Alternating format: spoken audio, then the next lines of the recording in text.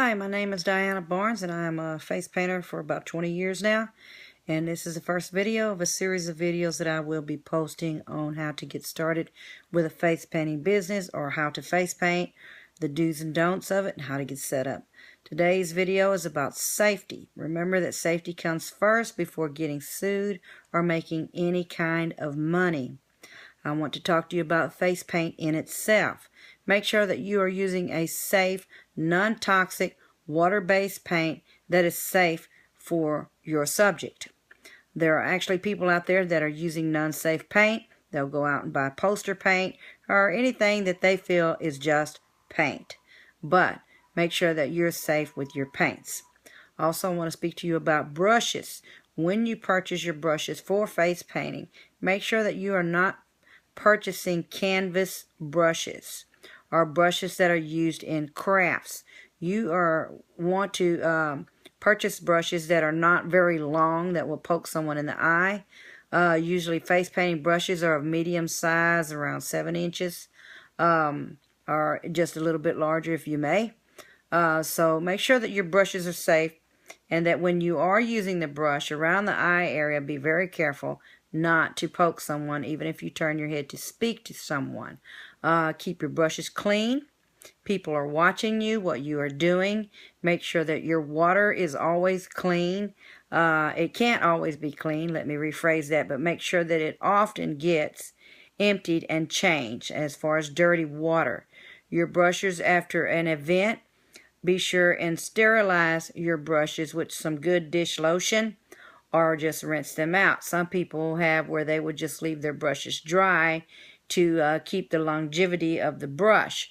But I'm going to tell you this, that it is better to keep your brush clean than keep it long for a long time. So just keep your brushes clean, and that way people that are watching you will know that you are clean. Don't put it in any kind of solution that may be harmful to someone that's allergic to certain fluids like alcohol or bleach or anything like that. So make sure that you clean them with a safe suds. There is brush cleaners out there on the market that are safe for cleaning your brushes. Also, another thing I want to speak about is when you are using glitter, make sure that you do not use the craft glitter, large flake glitter that you used when you were in elementary school. What you want to use is a very, very light flaked glitter that is almost powder-like. Yeah, feel free to use the gel if you have to, just as long as it does not get in the eyes. Flake glitter that is very large, craft glitter, 9 times out of 10 will get in your subject's eyes, and that is not good. That is a big no-no. And when you are painting around the eye area, I want to recommend that you do not even paint a child's eyelids or in the area. I usually paint around and avoid that part of the eye because children do move fast.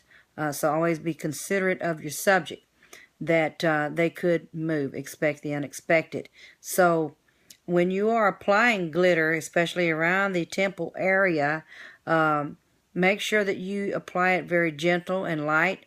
Do not put a whole bunch of powder like you're dusting something. In that part of the eye area around the temple, make sure that your subject closes their eyes, ask that they close their eyes, and then apply the glitter. But you can be generous around the cheek area with the glitter, your powder dusted glitter. Also, when you're applying it on the forehead area, make sure that they put their head backwards, their eyes closed, and you gently apply the glitter. This is a safe way to use, handle, and apply glitter. So, and another thing I want to speak to you about is your booth safety. If you have electric in your booth, in which most cases festivals do have, they give you the electricity, rent it or whatever. Use you an outdoor power strip, bungee cord it to the leg, interior leg of your canopy. Usually power outlets are used for fans, cell phones, extension cords, whatever. Make sure that you keep them safe, high, above, away from small children. Now, when you are using fans, do not use a domestic fan with a blade because children are in your booth. They could stick their little fingers in the blade. Be considerate again of children. Bungee cord. Any fans, high away from children's reach. I recommend that you use the blower fan. I use a blower fan, sort of like the one that comes out of an air conditioned unit. I actually purchased mine at Walmart. They make pretty good fans. They blow pretty cool in the summertime, and I recommend them. Another way to keep your customers cool. I, for one, have very long lines in the events that I do. I do big events. Sometimes I do an event in Houston, Texas that wraps around the street, around City Hall. These people actually wait in line for their turn. So I could recommend that you actually get a number puller, because I have seen a woman pass out just this past year in line when she should have sought out some shade. The actual ambulance had to be called because she waited in that line a long time. And I was working as fast as I could with 3 other painters to knock this line out, but it just didn't happen. So get you a number puller, and that way they don't have to wait in line. They're free to go get something to drink, whatever, and to observe when their number is up. And so I recommend that. I was looking online. They're about $35 on Amazon.com, and I'm sure you can find them cheaper elsewhere. Another thing is keep your customers happy. Make sure you have those fans blowing. By the time they get into your booth, they'll feel comfortable and cool there. Have them some seats ready.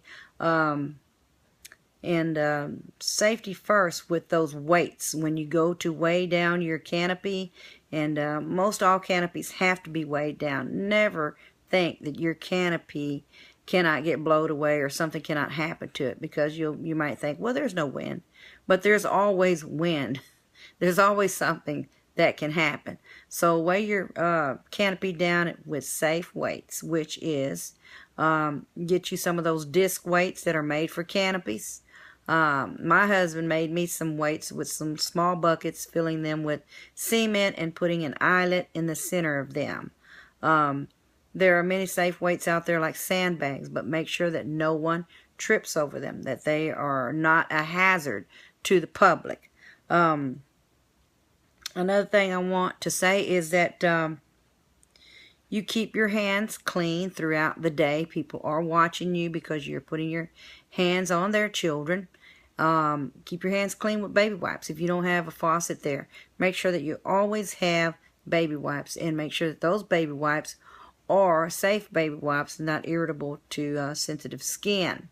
So that is all I want to say for today. This is the first series. I hope you enjoyed these tips that I give you today. And for one thing, a good tip is to have the passion that you love for face painting. Have that same passion for your customers. That includes safety. This ends this video. Stay tuned to my future videos. Thank you and enjoy face painting. Bye-bye.